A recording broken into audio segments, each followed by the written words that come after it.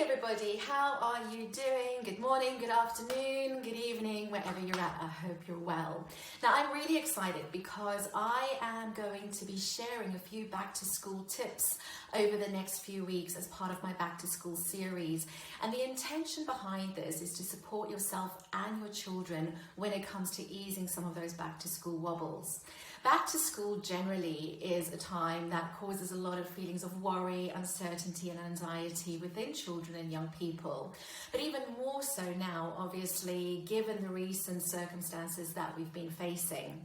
So, for part one today, I wanted to share 3 top tips to help dissolve some of those back to school worries, because this is something that I see come up a lot in my client sessions and also in conversations that I have with parents. My first tip when it comes to dealing with worry is just to allow your children the space to talk about their concerns. So often we may want to avoid talking about certain subjects because we don't want to upset them or bring up those uncomfortable feelings. But all this does is it actually allows the worry to fester. So creating some space or some time for your children to explore their concerns or their feelings even about going back to school is a really great way to help get some of those things that are going on inside of their mind out into the open. If children are struggling a little bit or they struggle to talk, a really useful strategy is to perhaps draw what their concerns are or to journal that out as well. So that's something else that you can do.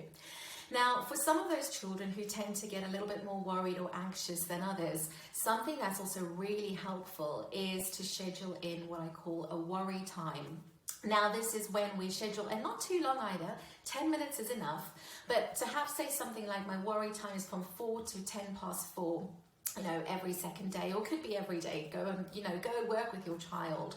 But again, what this does is it lets your children know that during the day, if there are certain concerns or certain things that come up, that they can park that because we'll address that later on this afternoon. So it also gives them that sense of empowerment again, rather than allowing them to be led down the rabbit hole that their worries tend to take them. And then also, a really powerful tool to help children and even yourself as well is to come back to that space of calm.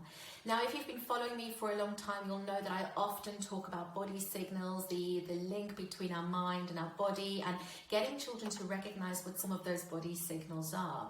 So when we begin to notice those feelings of worry, of nerves, of anxiety, there are some practical tools that we can use to help soothe ourselves, to come back to that space of calm.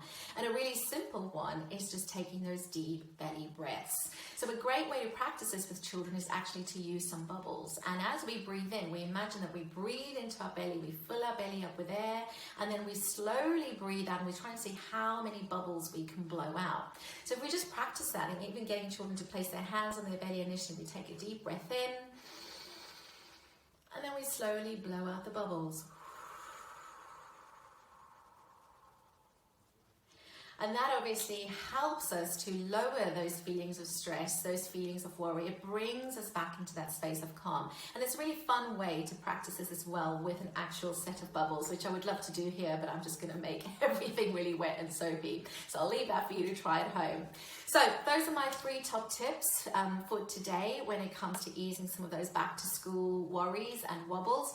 Let me know how you get on with this. I'd also love to know, what other strategies do you use when it comes to easing some of those worries? And keep your eyes peeled because I've got some more videos coming your way. Bye for now.